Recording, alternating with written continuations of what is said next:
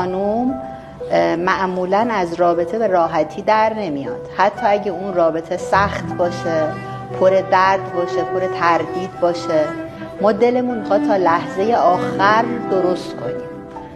ولی خب یه روز صبح بلند شدم دیدم که هیچی نمونده، انگار که یه فصل جدید اومده بود تو زندگیم. احساس کردم تموم شده، تونستم یه جور دیگه نفس بکشم، اونجا در اومدم. 2 تا فرزند داری؟ بله. یعنی اگر که مثلا بگیم هیچی دیگه نمونده، یعنی 2 تا فرزندتون که موندن؟ آره 2 تا فرزند موندن، ولی وقتی تو مطمئن بشی این زندگی آسیبش به بچه‌هات بیشتره، چون ما میگیم طلاق نه تا یه جایی به خاطر بچه‌ها، از یه جایی به بعد طلاق آری به خاطر بچه‌ها، چون بچه‌ها تو اون سقف خیلی وقتا آسیب بیشتری میخورن. صرفا این که ما یه عروسک بازی کنیم، خیمه شب بازی یه خانواده خوشحال، از تو ممکنه که بچه‌ها بپکن. من فکر میکنم کلا همه ما آدما تو رنجای زندگیمون دقیقاً فهمای اصلیمون هم اتفاق میفته، حالا شاید حواسمون نباشه.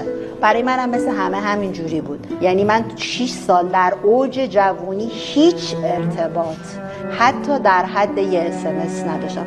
میخوندم، گریه میکردم، مینوشتم، میرقصیدم. بعد از